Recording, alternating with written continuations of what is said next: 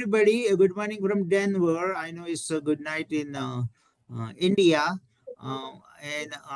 If you still don't know me or my name, then you are in a wrong webinar because I'm a president of SIA, Society of Indian Academics in America, the one that started way back in 1988. And over the years, it has grown to a point where we have started webinars, a monthly webinar series. And welcome to this month's webinar by Professor Pradeep Dubey. Exciting things is the international conference in Pune on December 22nd, 23rd. The call for paper for that is on our website,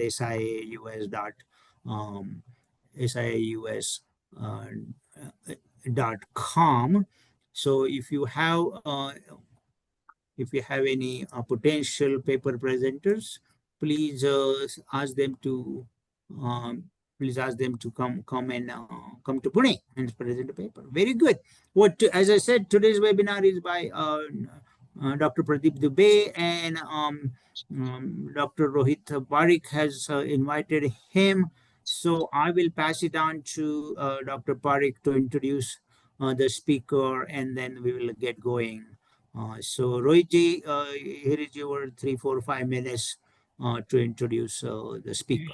You should have warned me, because there are too many things to say about Pradeep, and I don't actually know all of them. But Pradeep has been one of the thing is that I know Pradeep from the International Conference in Game Theory, which takes place at Stony Brook every July. And Pradeep has always been a kind of a central figure, right? So as a consequence, he knows almost all the Nobel Prize winners in economics, right? And he also organized a big game theory conference in Taj Hotel in Mumbai, maybe like 15 years ago. I'm not quite sure when, but a number of Nobel Prize winners were there, including some who were not yet Nobel Prize winners. I think at that time, Robert Aumann was not yet a Nobel Prize winner, but he was there as a speaker. Amartya Sen was there, John Nash was there, and so on, so right. So I would say that Pradeep is a very influential figure in game theory, and he goes back and forth between New Delhi, where he has some connections. Okay. Let me just sum up by saying that Pradeep Dubey is a central figure in the game theory conference at Stony Brook, and he has affiliations in Delhi, at Yale University, at Stony Brook, and to sum up, he also has 2 daughters who live in Manhattan. So he's really an international person, very influential in game theory, and I look forward to his theorem too. Thank you. Thank you. Thank you, Rohit, for this very nice introduction. I only want to add one word. Also present in Bombay was Lloyd Shapley. Oh, yes. For whom the Nobel Prize came unnecessarily late. He could have got it many times for different things. Anyhow, that's the whimsicality of the Nobel Prize. Yeah, may I follow that up with a simple comment about Shapley, because there was this big conference at Taj Hotel in Mumbai, and then Pradeep also organized a kind of a side conference in Delhi at I guess it was IIT Delhi. I'm not quite sure. Yes. And Shapley showed up at this meeting, and he had this big red spot on his forehead, as if Shapley had suddenly become a Brahmin. And I was really amusing, but it was kind of a big-heartedness of Shapley. And I think at that time he didn't have the Nobel Prize yet, and I think Aumann did not have the Nobel Prize yet either. No. Shapley got it much later than Aumann. Anyway. Right. But in any case, wonderful job of organization. Right. So can I add on a light note a small anecdote? So yes. In Delhi, there was a gathering at Teen Murti Bhavan, where Nehru used to live. And the government of India had organized, before the dinner for the game theory participants, a performance of classical vocal music by Pandit Jasraj. Oh, Okay, wow.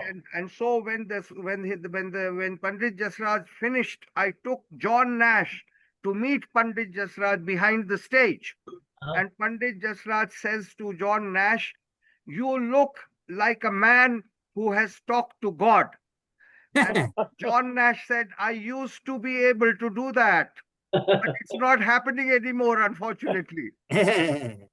oh, so then Okay, I should follow this up with the fact that Jayan Shah, who is present here, he knew John Nash very well, and Nash has actually stayed in Jayan's house.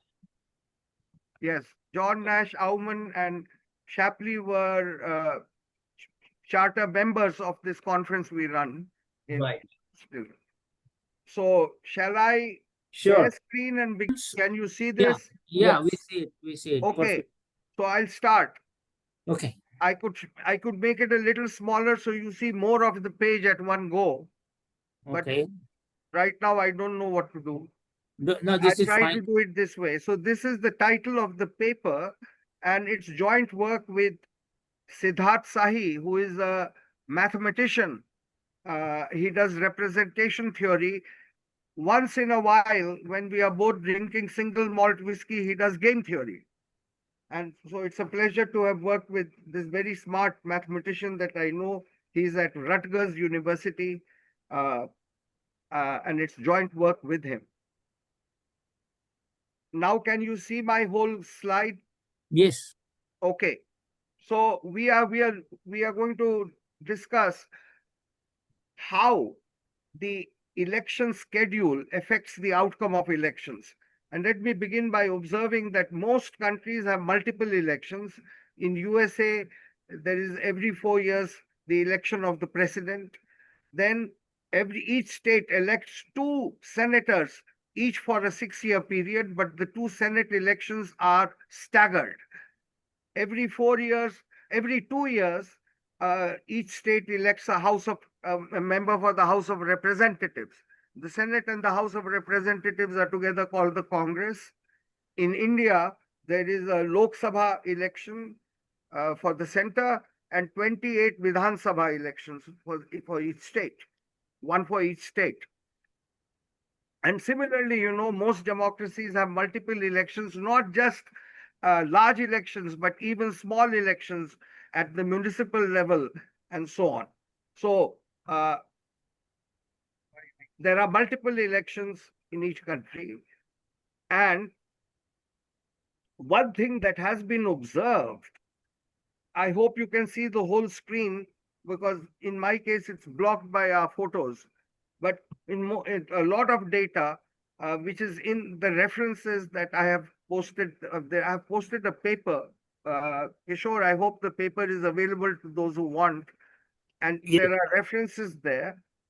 One of the things that people have observed just in the data is that when elections are held simultaneously, there is a higher frequency of a single party winning multiple elections. This is just an empirical fact.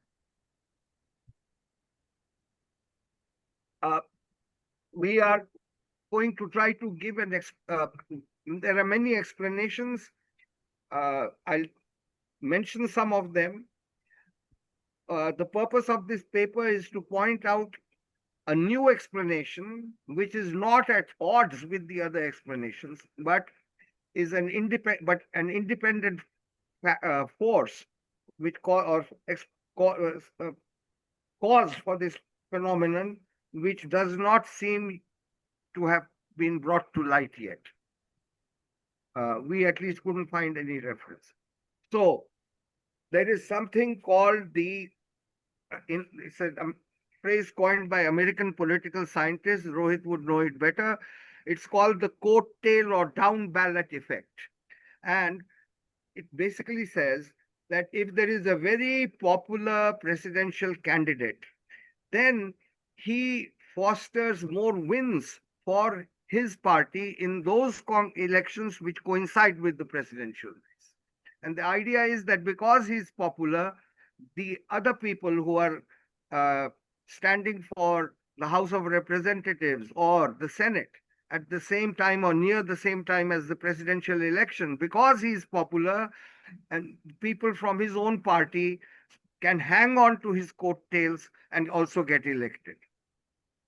Okay, that's the where the phrase coattail effect comes from. And it's been observed that when there is a very popular presidential candidate, then more people from his party get elected in the congressional elections compared to the midterm, which is after halfway through his term. And I don't know if the latest 2024 US election can be called a coattail effect. That's for you to judge. Okay. Now, similarly, in India, there's an article which I have referred to. A similar phenomenon has been observed that Vidhan Sabha elections that are concurrent with the Lok Sabha elections, there you see a higher frequency of the same party winning multiple elections in contrast compared to those held in the midterm of the Lok Sabha. Now, recently, something very interesting has happened. I was in India in January, and in the 3 weeks that I was there, 3 times in the front page of Times of India, there was a discussion of ONOE, oh no, or sometimes called ONOP. It stands for One Nation, One Election, or One Nation, One Poll. Both phrases are used. And it refers to uh, uh, the BJP is seeking a constitutional amendment to say that we should have all this Vidhan Sabha and the Lok Sabha elections at the same time. You see, they were being held at the same time because each election elects people for a period of 5 years, and they were concurrent till 1967. But what happened after that is some of the in Vidhan Sabhas, the governing party was voted out of power, in, and the elections had to be held again. So suppose they were elected from 60 to 65, but in 63 a midterm election was called. So those who were going to be elected now in 63 would be for 5 years, and that would make it synchronicity would break down. So BJP is saying that if we make it for 5 years, what happens if a party fails in the middle of its term? Should, let's say they are elected from 60 to 65, the party in Bihar falls in 63. We are going to hold a midterm election. Should we elect them only for the remaining 2 years to keep the synchronicity going? That there is a problem there because now you're not treating the midterm election at par with the earlier election, and that's why it becomes a matter for the courts. So this has gone to court, and I don't know the latest thing on this. However, there is some advantage to be gained by holding them at the same time, because each time an election is held, it's at great cost. The obvious costs are just the cost of setting up the poll booths, monitoring the election. That's a small cost. The big cost is that the whole country goes into a frenzy at the time of election. The government comes to a standstill. A lot of economic activity is slowed down. There's an indirect big cost. So it's economically makes sense, and it may be expedient to hold them all at the same time. Economies of scale. So that's the argument that BJP would give. The opposition doesn't like it because the current prime minister is very popular, and by the coattail effect, he might foster more wins for his party if they are all held at the same time. By the way, please feel free to interrupt me with questions. I find it odd if you don't ask questions, so please feel free. And please speak up a little loudly because I'm not able to wear my hearing aids. So I have to hear you if you know. Any questions? Rohit, you had a question? I do have questions, but I think that they can wait because it's a kind of a Okay. general issue about the relationship between Hindus and Muslims in India, which I think is a big topic and should not interrupt your lecture. Yes. I will mention one more thing because I want to connect ONOE to something called double engine governance. The BJP has, when it has been saying when it goes for to fight elections in the states, look, if you vote for us, we are in power in the center. If you vote for us, then the center and the state can work together for the economic development of the state. It's like a double engine, pulling a train. Both engines, one at the back, one in the front, can make the train go faster. So they call it double engine governance, and that's something they talk about. And to give you a one-line summary of the theorem that I'm going to describe is that ONOE promotes double engine governance. Okay, I'll come to that. That is will be a consequence of the main result that we are going to prove. So let me recall the reasons again given for the coattail effect. First, a popular presidential candidate can, number one, mobilize each member in his party base to turn out to vote with higher probability. Second, he can sway undecided voters to his fold. So those are the two causes, aspects of the coattail effect. There is a third thing which I don't see people talking in the context of coattail effect, but we all know it. There is an anti-incumbency factor. In midterm elections, you see the tall promises of the party it has come to light that they couldn't fulfill it. So the popularity of the ruling party comes down by the midterm, and so there are fewer votes for the ruling party, further accentuating the benefit to the party from simultaneous elections. Okay. In the model that we are going to propose, all these three factors will be missing. They will be absent. We will show that nevertheless, the same phenomenon will persist. So it is independent of these three factors. So let me now go into our model. These causes are going to be absent in our model. So we are going to assume that the society is polarized. In the case of USA, this means that the whole population of USA can be divided into two parts: those who are going to vote Republican and those who are going to vote Democrat. There are no undecided voters. However, what is undecided is the turnout.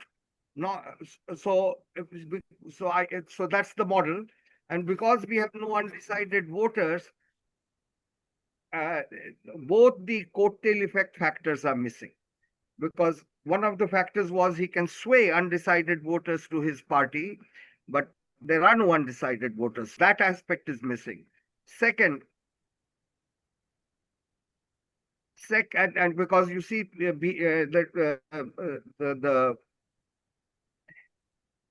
So, Pradeep, I have a question. yeah. I forgot the number. I used to know the number, but what percentage of US population is undecided? No, that a person, he doesn't. You can influence him. He could go and vote Republican or Democrat depending on how much propaganda you do. Correct. But that is not the case in our model. Okay, and the second thing is the second factor was you can increase the probability that he will show up by propaganda, but in our case that probability is also fixed. Got it. Okay. So those two effects, swaying undecided voters to vote for your party, is absent in our model because we have polarization. Second, the second factor, you can influence a guy to show up, to turn out to vote with higher probability. That is also missing because we're going to fix that once for all, forever. Got it. So I have deliberately, in this model, we have deliberately suppressed those causes of the coattail effect.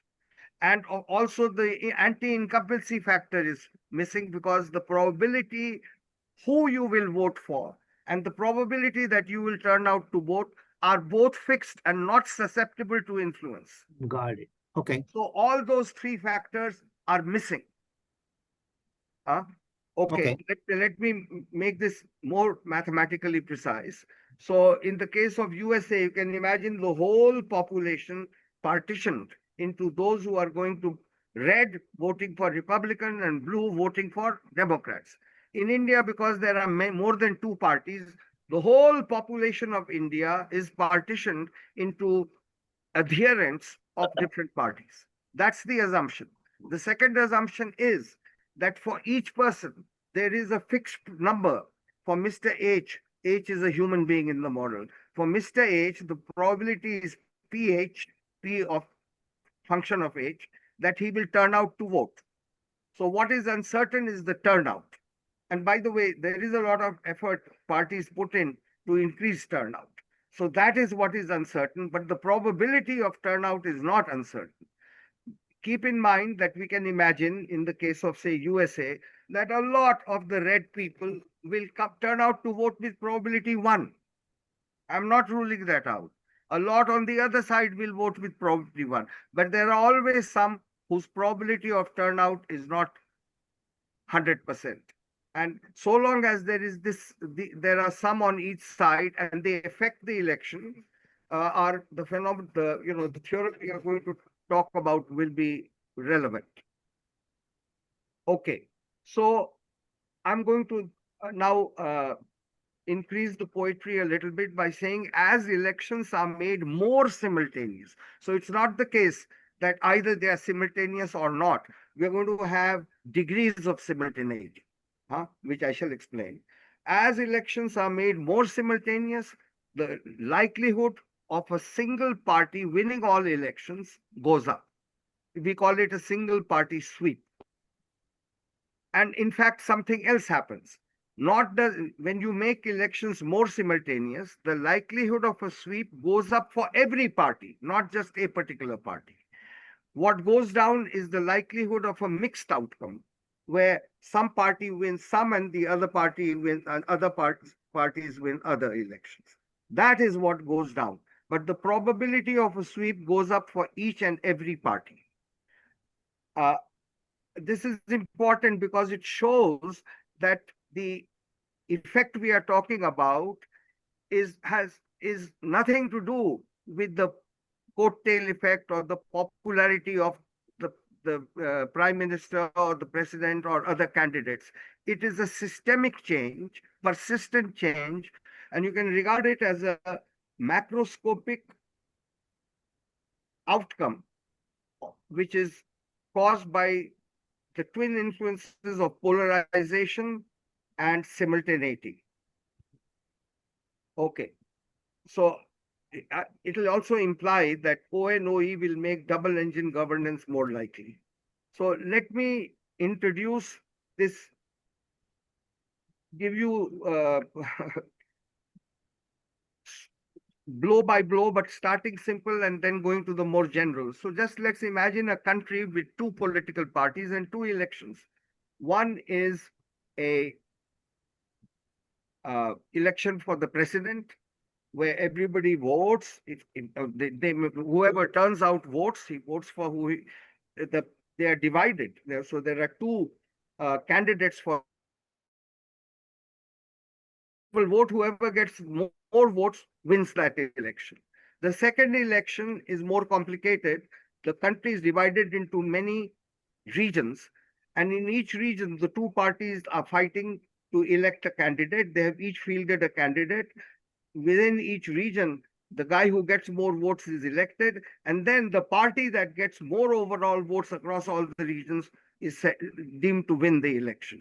So both these are what is called first past the post elections. Now, I hope it's clear what the scenario is. So, by the way, sometimes there can be a tie. When I gave this lecture in Delhi, Auman asked me, have you ever heard in January of a tie? I said no, but later we found out there was one election in Meerut where there was a tie. But okay, we have to mathematically deal with ties, even though it's a very rare event.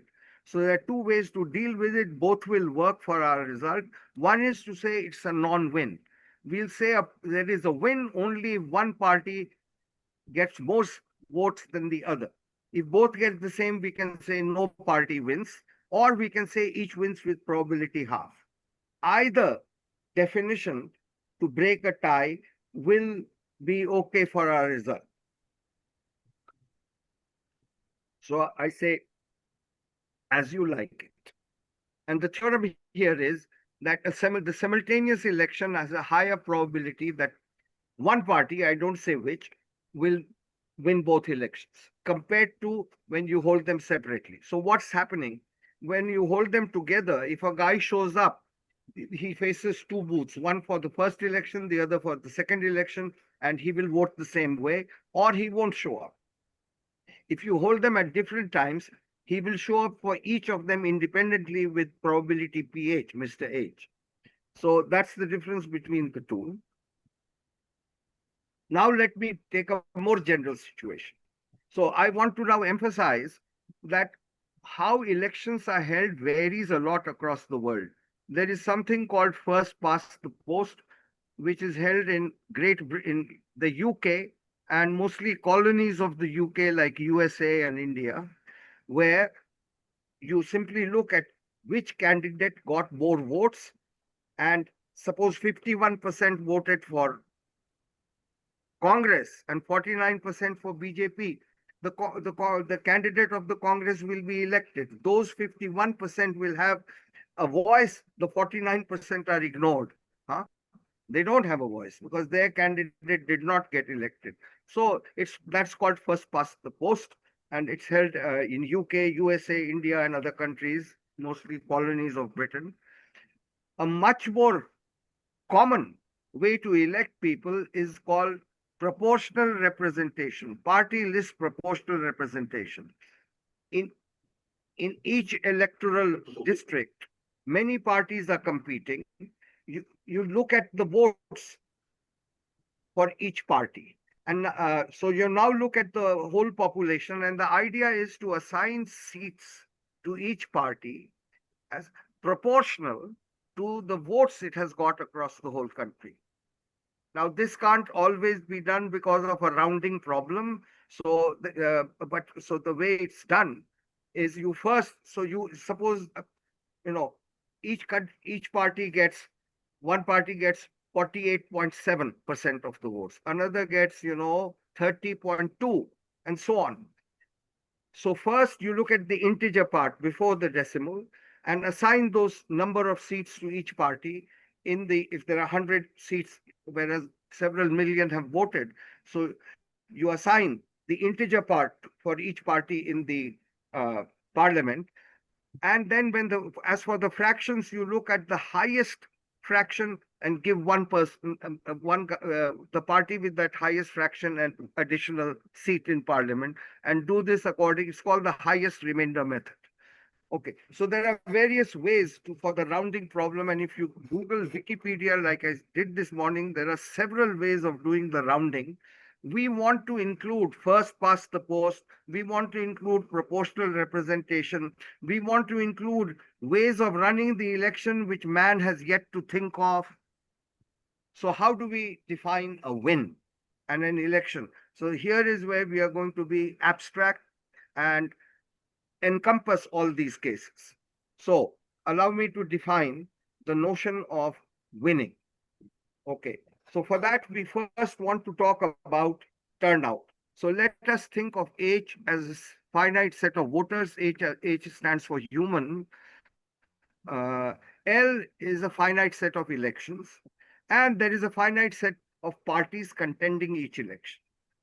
I want to define mathematically the notion of a turnout.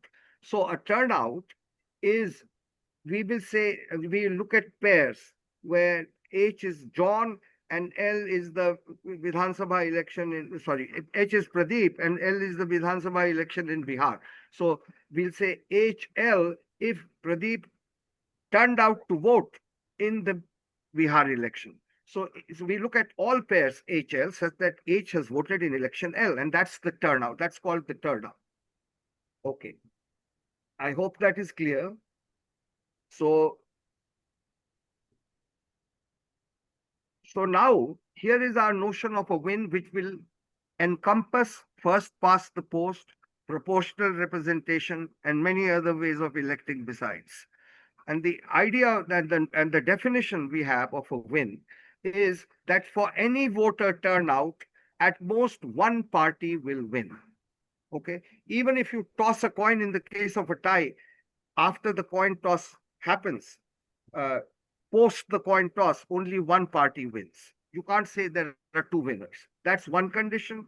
The second condition is, which I'll call co-monotonicity, is the idea is very simple. Okay, since turnouts are not fixed, they are probabilistic here because each person is turning out to vote with some probability. Some of them may be probability one, but not all are probability one. So turnout, please remember, is a stochastic thing, probabilistic thing. And so we say an additional turnout, the way you should define win, you see, given a turnout, you want to say who wins. So we want to add this condition. If a party gets an additional vote, it cannot be hurt by the additional vote, nor can a rival be helped. That stands to reason. I can't think of any voting method which will violate this. So what do I mean by hurt? Convert a win, party T is hurt if a win is converted into a non-win, and its rival is helped if a non-win is converted into a win. And if you're doing probabilistic, you can say a party is hurt if the probability of its winning goes down, and it is helped if a probability of it winning goes up. So what's the assumption? An additional vote for a party cannot hurt that party nor help any rival of the party. Just this and determinacy are the two assumptions we are going to assume about how turnouts yield victors. And these two conditions are satisfied by first past the post, proportional representation, and indeed any other method that I have seen in the literature. It's hard to imagine that either of these would be violated. Yeah. Can I make a comment about this? Yes. Because loudly, Rohit. Yeah, co-monotonicity might seem intuitively obvious, but in fact, in Michael Dummett's book about election, he gives an example in Australia of a couple who were going to get home to vote, but on the way home, their car broke down, and so Right. they were not able to vote in the election.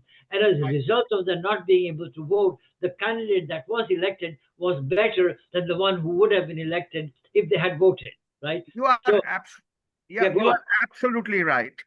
I want to even add to your example, the presidential election in France is that you first look at votes. If many people are standing up for president, if nobody gets a clear 51% or more, you look at the top two and eliminate the rest and do a runoff. Even there, this monotonicity may break down. So in general, if people start ranking candidates and the outcome depends on the full ranking, they don't just declare their top candidate, then co-monotonicity can break down. Therefore, I'm not saying it applies to all. It doesn't apply. Co-monotonicity fails for the French presidential election. Okay, and for the example you gave. However, I am saying that the first past the post and proportional first past the post is most voters because it includes the 1.4 billion people of India and there's so many, I don't know, the population of USA. And the proportional representation is most countries.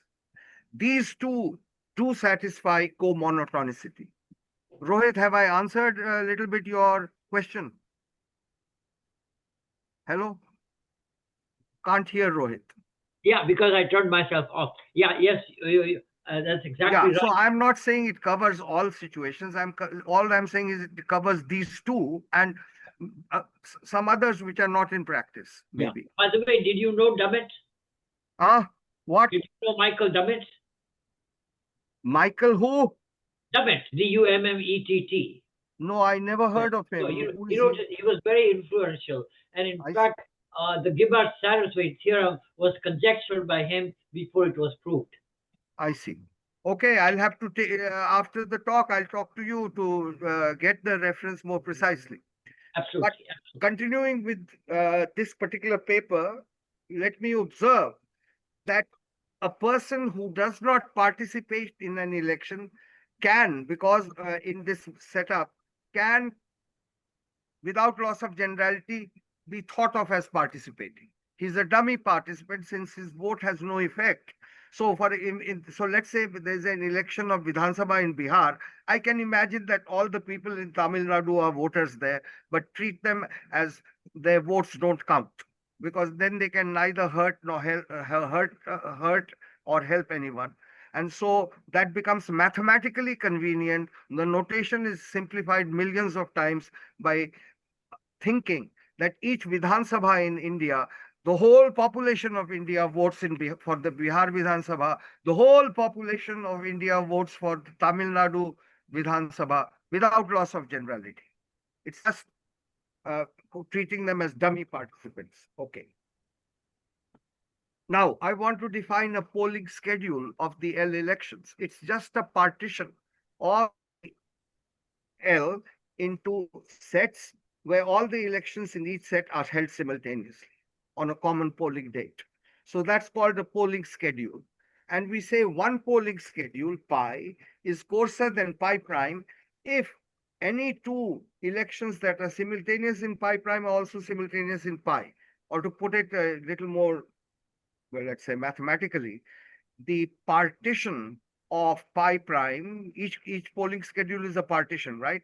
So pi is coarser than pi prime if the partition of pi prime is a refinement of the partition in pi.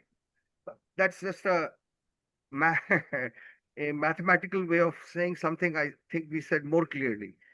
Pi is pi is coarser than pi prime if any two elections that are simultaneous in pi prime are also simultaneous in pi. So that's I've defined a polling schedule, and when one polling schedule is more simultaneous than another, when it's coarser. Theorem: a coarser polling schedule. Now we have now a great generalization of the first theorem, because here we have many elections, many parties, and an abstract notion of what is a win. Okay, in this context, its theorem is a coarser polling schedule creates a higher likelihood of a sweep. I remind you, a sweep is that one party, I don't care which, one party wins all the elections. This event is called a sweep. Okay. So this is theorem B. Now let me generalize it even further. And again, take the motivation from India. In fact, it was India which led us to this whole model. You see, in all the Vidhan Sabha elections in Bihar are not held simultaneously. There isn't that much, uh, machinery. So they are held in different parts of Bihar at different times. It's, okay, and I shall therefore introduce the notion of a staggered schedule. And since a region can even be one person, I'm going to define staggered schedule very generally.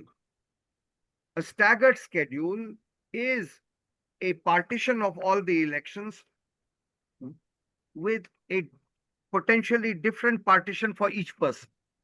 Of course, in reality, lots of people will have the same partition. Not everybody in North Bihar will have the same partition. Everybody in Central Bihar will have a same partition. But we can be a little more general, and we say a staggered schedule is a collection of partitions of the set L of elections, one partition for each voter H. That's a staggered schedule.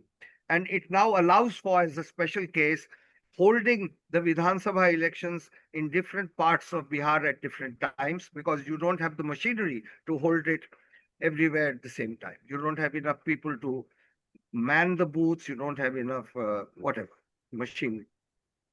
So I say the red staggered schedule is coarser than the blue if for each person his his personal schedule is coarser than his in the other, person by person. So that defines when the notion of when one staggered schedule is more simultaneous than another staggered schedule. I hope I'm clear. Yeah. Well, then, theorem is that a coarser, there's a typo, staggered schedule induces a higher probability of a sweep. Now, clearly, this theorem implies theorem B, because theorem B is a special case where all the partitions pi h are the same. Okay, it's a special case. And theorem B implies theorem A because B had many parties, many elections, and an abstract notion of win. And theorem A had just two parties and two elections and first past the post. So theorem C, if I could prove that, I would prove B and A. Okay, I want to make a remark here. Uh, Often there are party alliances, and there are two kinds of party alliances. One is pre-poll, where the where BJP and Nitish Kumar get together and say we will not compete with each other. We will field one candidate in each election and not fight each other and cut our votes. That's a pre-poll alliance. That's There's nothing uh, different here because you can treat the pre-poll alliance as a single party. However, there is something called a post-poll alliance where the parties do compete against each other, but they have an understanding that once we enter parliament, we will vote together. I'll call that a post-poll alliance. And I want to observe that theorem C holds for both kinds of alliances, the pre-poll obviously, but also the post-poll in the first past the post and proportional representation. And since alliances are very common in Israel, in India, and I know these two countries in particular, it's important to make this observation about alliances. Okay. Now, I would like to try to give a proof of theorem C. And I know you will fall asleep. Should I still give the proof?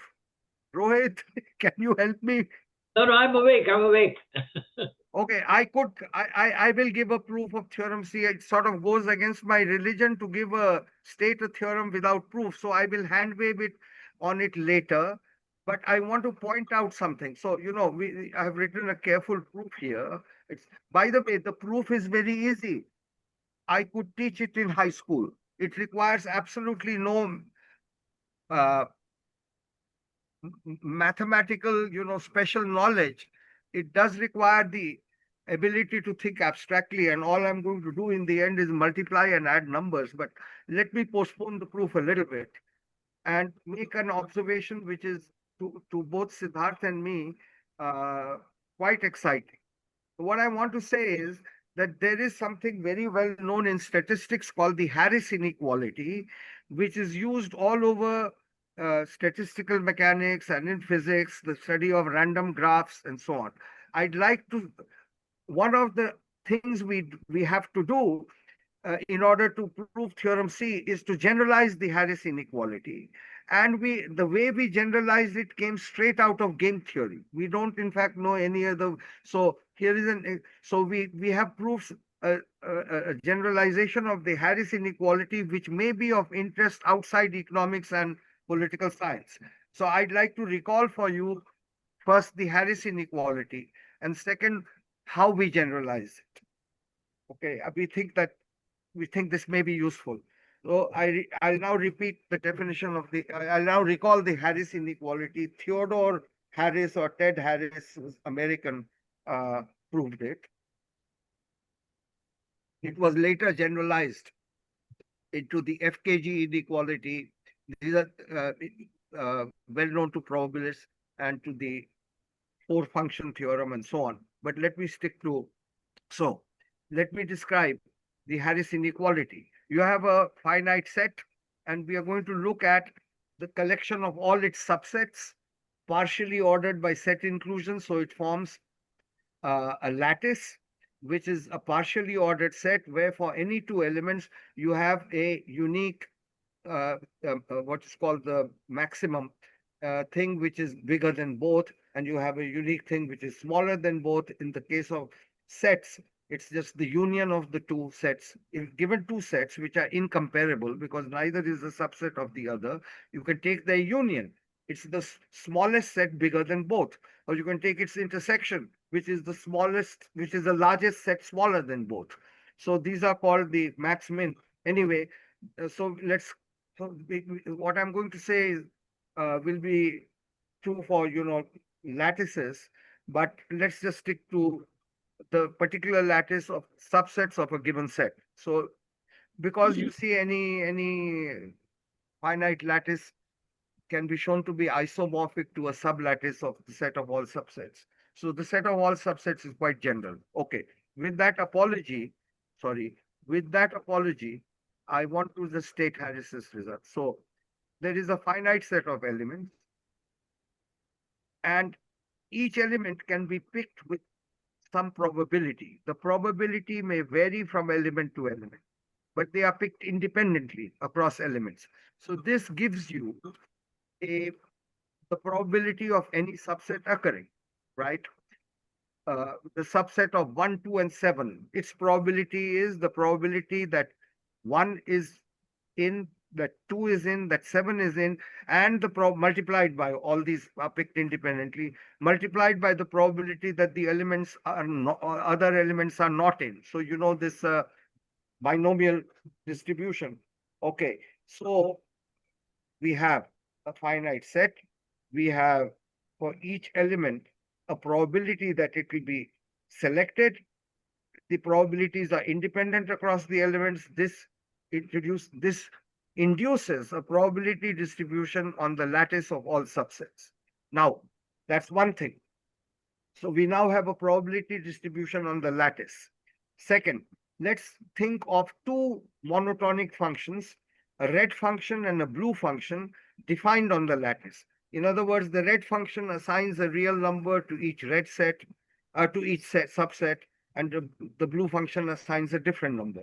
We'll assume that these two functions are monotonic. In other words, if you take a set and increase it to a bigger set, which include the function goes up, it can't go down.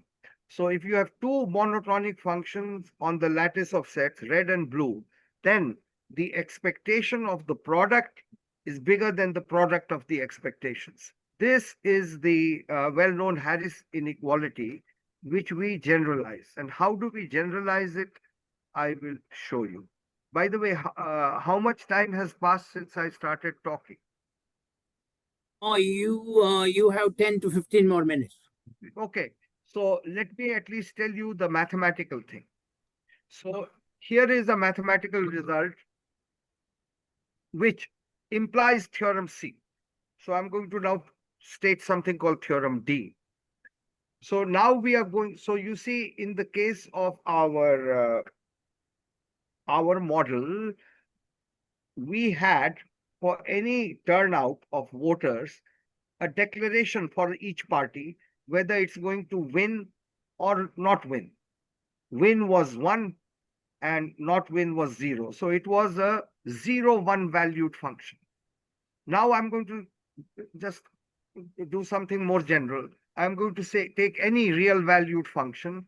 So H is the finite set of voters. Script H is the collection of all subsets. And we have a function which is for each subset gives a real number, no longer win 0 or 1. That's the first generalization. And we want to make a definition. We will say that a function on this lattice, a function is increasing at H if for every subset if you add f of S union H is bigger than f of S. And if the inequality goes the other way, we'll say it's decreasing at H. Okay, here is the definition. We have a finite collection of real valued function on the lattice of subsets. And we shall say that they are aligned if for each H, either all of them are increasing or all are decreasing. It would vary with H, whether they are increasing or decreasing. This is called aligned. If they were all monotonic, obviously they'd be aligned because they'll all be increasing, but we have now slightly generalized it. And now,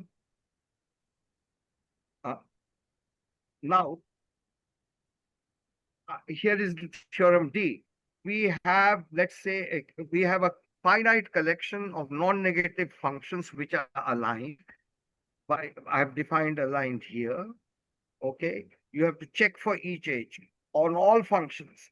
Either they should all be increasing in the sense here that adding age makes it go up, or all decreasing for each age. But it could vary with age, who are increasing, whether they are all increasing or decreasing. Okay, so we have a collection of functions, and on the space of turnouts, I define a new function which is the product of these. And we simply say, and the theorem is that if you take a coarser partition, the expectation goes up of this product. Now, what is the probability distribution? I have to define. So let me go to that. So this is a generalization of the Harris inequality. Uh,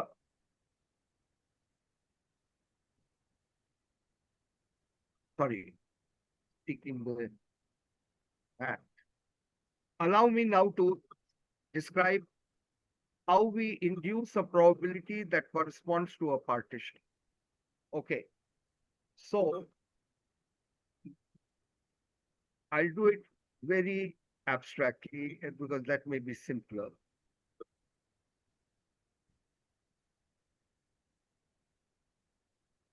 I'll just do it abstractly. Here, let me do it this way. Consider a partition of the elections for a particular voter. Okay. So he's going to vote. So here is how I imagine. M1 is a collection of elections. So he'll either vote in all with probability, some probability, or fail to appear and with his probability, let's say, is P of turning up. So in all the elections in M1, he shows up with probability P, and he fails to show up with probability 1 minus P. Independently, on the next set of elections, M2, he either shows up with probability P or doesn't show up with probability 1 minus P, and so on. So this induces a probability of turnout on all the elections for him. Okay, similarly for each person. And then they're all acting independently. This generates a probability distribution on turnouts, yes, which depends on the partitions of each person.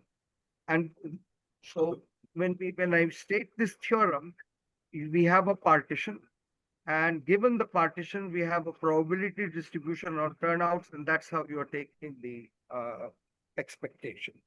I don't know how much was clear. I don't know how much was clear, but and here is the theorem of Harris, which I stated in words.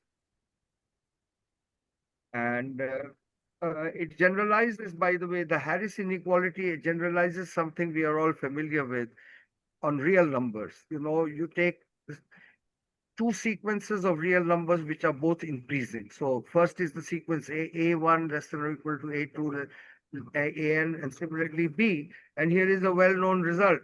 The average of the product is bigger than the product of the averages. This is a very, very special case of the Harris inequality, and very easy to prove because you see the set of real numbers is totally ordered.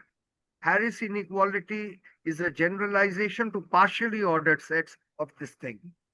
And it's a far-reaching generalization because it has all these applications in random graphs, physics, statistical mechanics, and so on. And so we are lucky that our approach, which came from a totally different direction, ended up in generalizing the Harris inequality. I think with that, I'd like to stop. I really don't think it would be correct to impose the proof on you. I'll be happy offline to discuss the proof with whoever is interested. It's any case written out carefully in the paper that I sent to Kishore and requested him to make available. Is that okay? Yes. Now we can actually open it for questions. I'll only request you to speak a little loudly because I have hearing aids, but they've stopped working. I have to get new ones. And so I could hear women well because they are high pitched, but men, but to the extent, by who wants to hear men anyway? But please speak loudly so that I can hear you Okay. if you have Get questions. get And into So a I have a question. yes, Okay, so you don't really say whether it's good or bad, whether one party is more likely or less. Rohit, can you shout at me? Yeah, I said it's not. You didn't say whether it's good or bad that one party has a sweep, Oh, you right? see, I am like a mathematician, totally agnostic. If you Yeah, don't want a sweep, then don't hold them simultaneously. right. Make them as less and less simultaneous. That's up to you. You Yes, see, we are not saying what is good or bad. We are saying what is. yes. But So I would this like theorem to. can be said, don't hold them simultaneously if you don't want sweeps. But I would like to give an argument why, under certain circumstances, a sweep might be better. Okay, please. And my example is recently Donald Trump said something very critical of the Indian economy. Now, Donald Trump, of course, was wrong because the Indian economy is doing well and it's doing certainly much better than the American economy. I have a question to ask you. How Yes, much do you trust the statistics right now? Because not much statistics has been, we haven't taken a census. I don't know how. Okay, but let's assume you're right. yeah. And then Rahul Gandhi supported Trump, essentially. I don't care what he does. Okay, yes, And I have a feeling that he didn't support Trump because he actually thinks that Indian economy is doing badly, but simply because he and Modi are opponents, and therefore, if Modi is in favor, then Rahul Gandhi is against. And yes, I mean that when the society is divided or the government is divided among parties, then it's harder to do something which requires everybody to work together. yes. And you can see this best in China, where they have only one party. Yes, I mean, they can do many things. They can just acquire land and move people out and build bridges and build highways. Whereas in India, I know so many of these well, highways, I think the government has some power, but many public projects are held up for years in a court. but But I now, agree with you. So listen, our theorem implies if you look at the 28 Vidhan Sabha's elections as one election conglomerate and yeah, you focus on Bihar or ignore the other states, just look at Bihar and Lok Sabha, the probability of this one party winning both, I'm not saying whether it is going to be BJP and allies or the INDIA coalition, which was the coalition of the others. The probability that one will win both goes up if both are held simultaneously. That's a corollary, right? right. O N O E, increases the probability of double engine governance. That's a straight corollary. Okay, now let me say something in the somewhat opposite direction. Yeah, Then I think that an urgent need for India is friendship between Hindus and Muslims.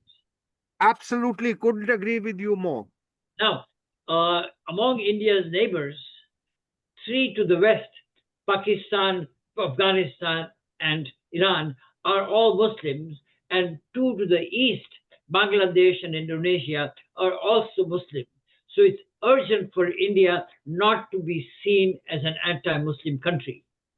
And now, Agreed. what, and now what has happened with the BJP is that they can win elections by simply relying on the Hindu vote, and they don't need to reach out to the Muslims. And I think this is a big mistake from the point of view of India.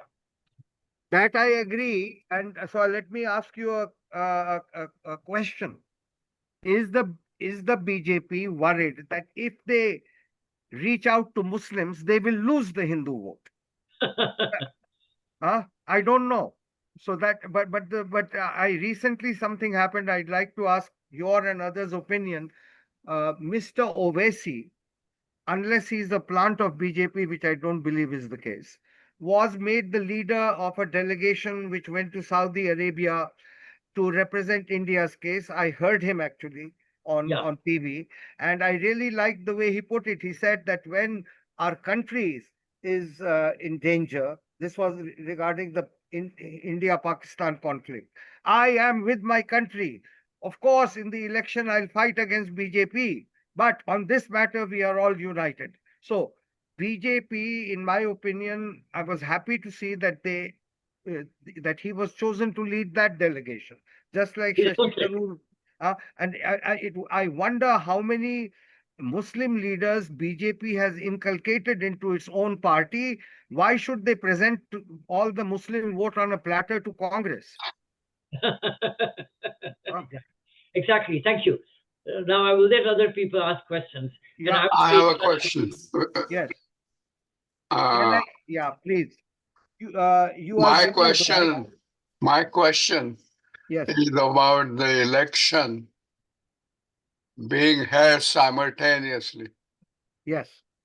So I think that the economic condition or other events are important as to when it happens. So your model assumes that the background economy or other aspects are irrelevant. No, it's not saying that. Uh, Strategic timing of the elections uh, is certainly, we are not opposed, we are not contradicting what you said. We are saying conditional on that. Conditional on that, if you make something more simultaneous than another, the probability of a sweep will go up. But That's the life changes and every day is different from the other. So the time of the election matters. Yeah, but if at that time you do both Bihar and Lok Sabha, the probability of a sweep will be higher. If you do Bihar and Lok Sabha at strategically good times but different periods, different far apart from each other, sweep goes down. Both cases, when they are far apart or together, let's say suits BJP because the economy is doing well. Okay, then there is still a further distinction to be made. Do them simultaneous or separate. And that's all we are saying. You are absolutely right. We are not looking at that issue. But even with your issue, something can be said using our framing. Yeah, I'm not convinced that it's all the same. No, it's not the same. I'm saying it is slightly relevant even in your situation. It's not the same. I agree. Your point, we are silent on that issue that you have raised. Yeah. We are Correct. silent. Model is silent. But in Can you speak up loudly? As I told you, I'm having a yeah, hearing yeah, no problem. problem. Here is a question for you. So do you think one nation, one poll will Louder, be please. Can't hear. one country, one vote will be beneficial for BJP? Is that correct according to the model? One nation, one poll, or one nation, one election, which is what BJP is seeking a constitutional amendment to make that happen, Uh-huh. uh, will increase the probability that either BJP wins all the elections or the India coalition wins all the elections. We don't say which. In, Got it. in the current context, given the popularity of Prime Minister Modi, Yeah, the probability of a sweep will be higher for BJP than for Congress. But the probability of a sweep will go up for both. got it. What will go down is a mixed outcome that BJP wins some and Congress wins, the allies, the India coalition wins the rest. That will Got it. go down. Okay. The probability of a sweep by BJP will go up, and the probability of a sweep by Congress will also go up Go on. at the same time. Okay. That's the theorem. Kishore, have Now I I answered? have Yes, Vinod. the comment is the government more stable if you have one party or pure parties than if there are too many parties and too many elections. So Right. if that is the fact, Yes.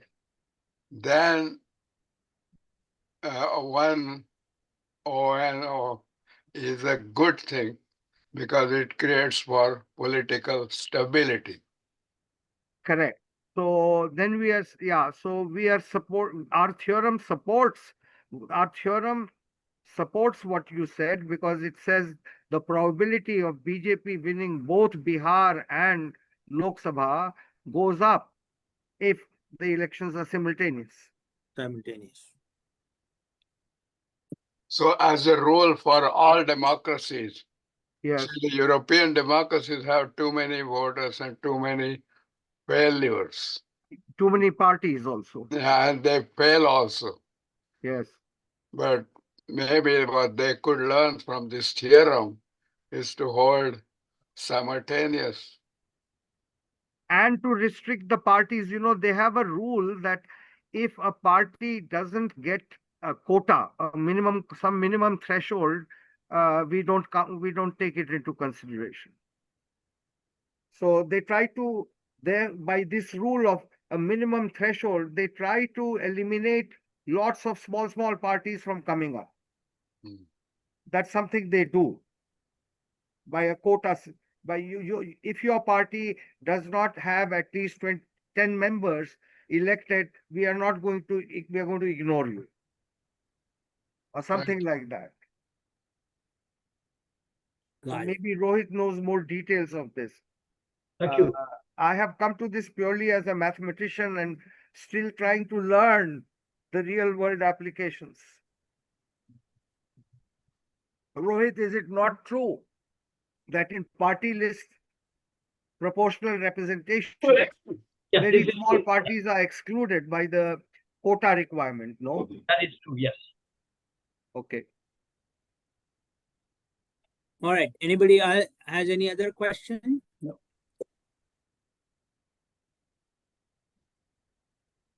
Very good. Well, thank you very much.